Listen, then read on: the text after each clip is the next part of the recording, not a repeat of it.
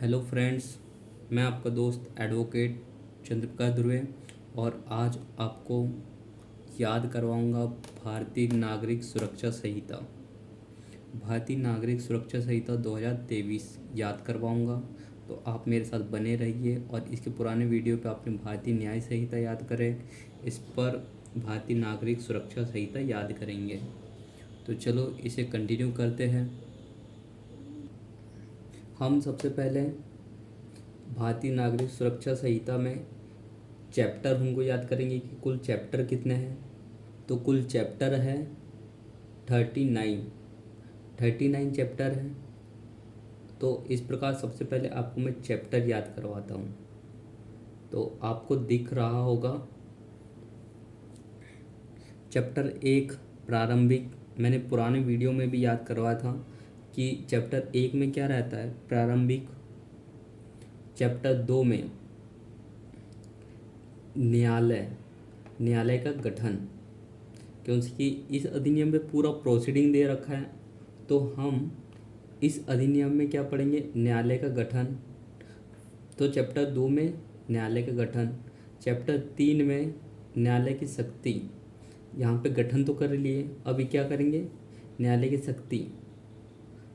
अध्याय 3 में और किसको शक्ति है, तो पुलिस को शक्ति है और इनको सहायता भी करना है। अध्याय 4 में तो हमने देखे अध्याय 2 में न्यायालय के गठन और कार्यपालिका को कभी गठन होता है, फिर उनको शक्ति मिलती है अध्याय 3 में। फिर अध्याय 4 में पुलिस को शक्ति और सहायता प्रदान किया गया। फिर उसके बाद पुलिस को शक्ति मिलती है। पुलिस को जब शक्ति मिलती है तो पुलिस क्या करता है, सबसे पहले व्यक्ति की गिरफ्तारी करता है। क्या करता है, गिरफ्तारी।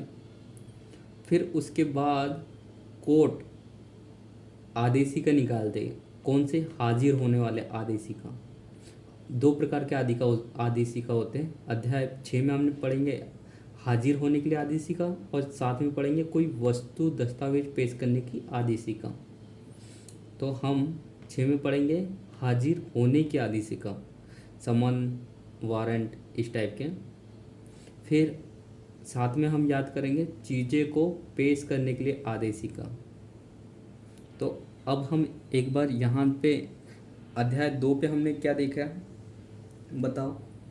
अध्याय 2 पे हमने देखा कि न्यायालय का गठन है। फिर अध्याय 3 में न्यायालय को शक्ति दिया गया है। और किसको शक्ति है, पुलिस को शक्ति है। अब अध्याय 5 में क्या कह रहा है, पुलिस को कैसी शक्ति है, गिरफ्तार करने की शक्ति है, गिरफ्तार करने की। और फिर जब मामला न्यायालय में चला जाता है तो न्यायालय एक आदेशिका निकालती। अध्याय 6 में किसी को बुलाने के लिए आदेशिका निकालती है और अध्याय 7 में कोई वस्तु बुलाने के लिए आदेशिका निकालती है। ठीक। फिर उसके बाद हम याद करेंगे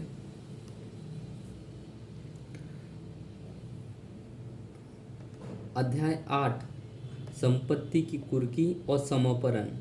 तो होता क्या है कि कोई व्यक्ति को समन करते, वारंट करते हैं और फिर भी नहीं आता तो उसकी संपत्ति जब्त कर ली जाती है।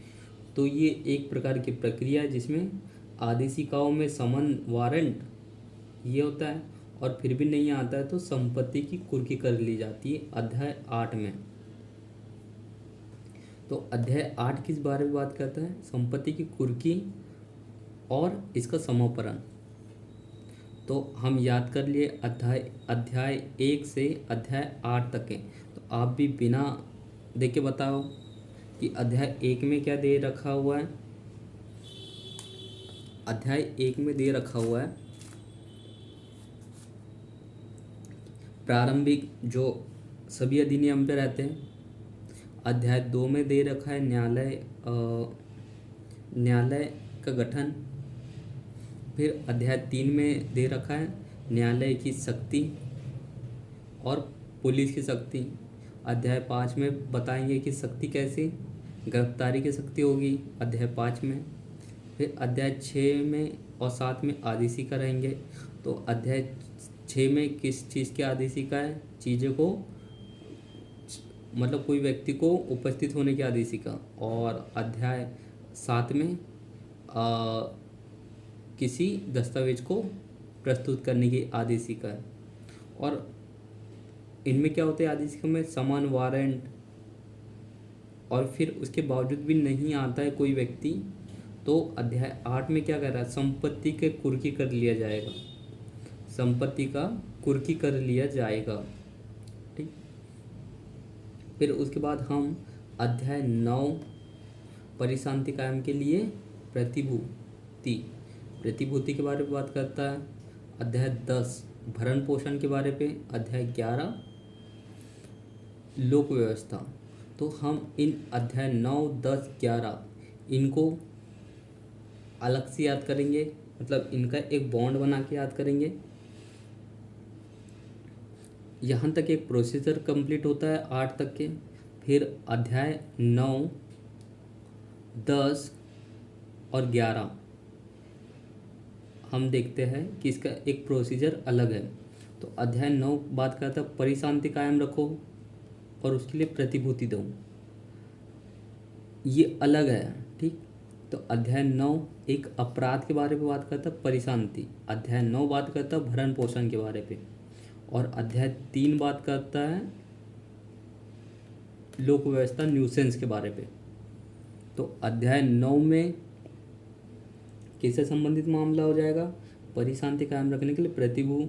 अध्याय 10 में भरण पोषण के लिए, और अध्याय 11 में न्यूसेंस से संबंधित। तो अध्याय 9, 10, 11 इन्हें एक तरफ रखना। अभी हम प्रोसीजर कंप्लीट करें तो प्रोसीजर अध्याय 8 तक के हो चुका है। अध्याय 8 क्या बात करता है कि संपत्ति को कुर्क कर लिया जाएगा। ठीक। अब क्या होता है जब कुर्क कर लेते हैं, न्यायालय पे मामला आ गया है, कुर्क हो गया, तो पुलिस वालों की और भी जिम्मेदारी होती क्या? तो हम इसके लिए अध्याय 12 से याद करेंगे। अध्याय 12 क्या कहता है कि पुलिस निवारक कार्य करेगी, मतलब पुलिस घटना होने के पहले ही उसको निपटाने की कोशिश करेगी, घटना होने के पहले ही उस घटना को रोकने का प्रयास करेगी। कौन? पुलिस निवारक कार्य। तो पुलिस ऐसे कार्य करेगी जो घटना होने से रुक जाए पहले ही। फिर अध्याय 13 बात करता है कि अगर घटना हो गया तो 13 में एफआईआर होगा और अन्वेषण होगा। और जब एफआईआर अन्वेषण हो जाएगा, पूरा पुलिस रिपोर्ट तैयार हो जाएगा, तो अध्याय 4 में देखेंगे, 14 में देखेंगे कि कौन से न्यायालय के पास जाना है, अधिकारिता किस न्यायालय की अपने पास। फिर अध्याय 5 बात करता है कार्यवाही की शुरू करना न्यायालय में, जैसे कि संज्ञान लेता है। यह पुलिस द्वारा 15 तक के। फिर 16 में परिवाद, बिना पुलिस के कोई व्यक्ति आ रहा है तो परिवाद।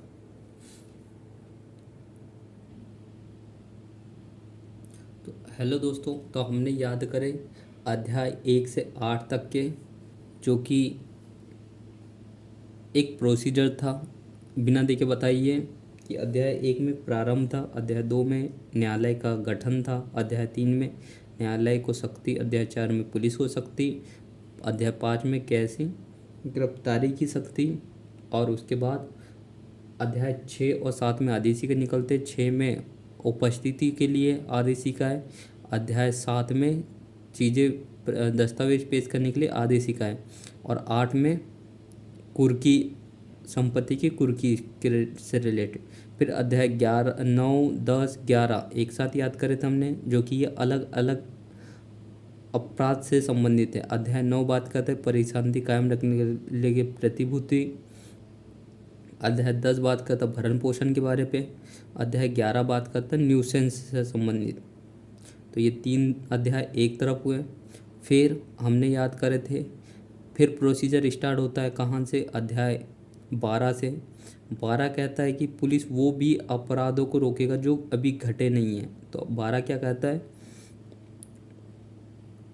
कि पुलिस निवारक कार्य, जो घटना घटे नहीं है उनको भी रोकेगा। अध्याय 12। और 13 बात करता है कि अगर घटना घट गया तो एफआईआर होगा, अन्वेषण होगा। फिर अध्याय 14 बात करता है कि जब एफआईआर पूरा फाइनल रिपोर्ट हो जाएगा तो न्यायालय को देखा जाएगा कि कौन सा न्यायालय में अधिकारिता है, तो अधिकारिता। फिर जब अधिकारिता भी पता हो गया तो हम याद कर रहे थे अध्याय 15 बात करता है कार्रवाई शुरू करने के बारे पे। कार्रवाई शुरू करने के बारे में मतलब संज्ञान, मामला मतलब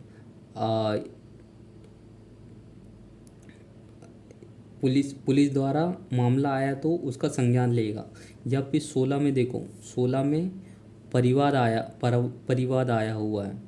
ठीक, तो हमने याद कर लिए 16 में अधिकारिता पता चल गया तो फिर कार्रवाई शुरू होगी 15 में, और अगर पुलिस के माध्यम से मामला नहीं आया तो परिवाद के तहत आएगा 16 में। 17 में कह रहा है कि प्रारंभिक कार्रवाई। अब प्रारंभिक कार्रवाई जज लेगा कि जैसे ही उसके पास फाइनल रिपोर्ट आ जाता है या परिवाद आ जाता है तो वो प्रारंभिक कार्रवाई करता है। ठीक, तो प्रारंभिक कार्रवाई करता है, फिर आरोप तय करता है कि अच्छा ये आरोप लगे इस पर। फिर उसके बाद ट्रायल या कंटिन्यू करता है, जो कि अध्याय 19, अध्याय 20, 21, 22 ये 4 अध्याय में ट्रायल दे रखा हुआ है। सेशन ट्रायल, वारंट ट्रायल, समन ट्रायल, संक्षिप्त ट्रायल।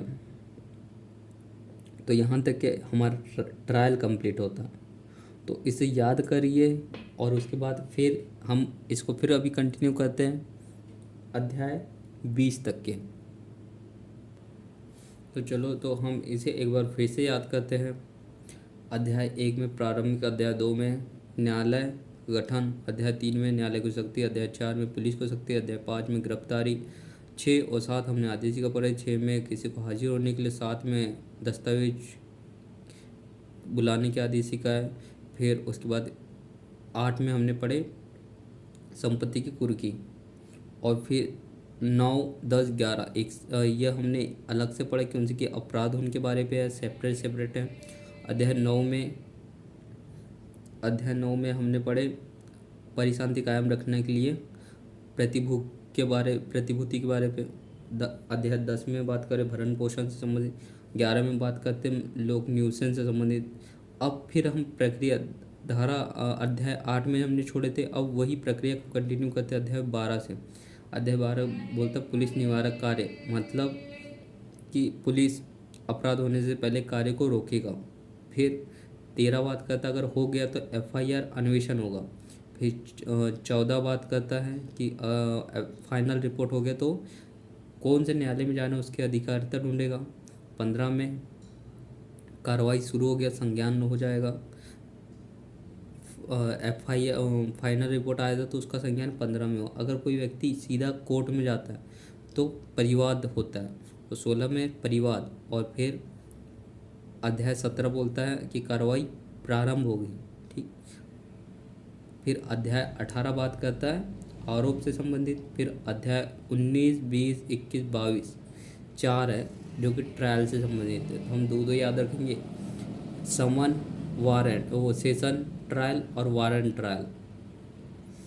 तो सेशन ट्रायल, फिर उसके बाद वारंट ट्रायल, समन ट्रायल, संक्षिप्त ट्रायल। इसे एक बार फिर से, सेशन ट्रायल, वारंट ट्रायल, समन ट्रायल और संक्षिप्त ट्रायल। ठीक है, इस वीडियो में हम इतना ही कवर करते हैं, फिर आगे का नेक्स्ट वीडियो में हम याद करवाते हैं। धन्यवाद, बने रहिए हमारे साथ।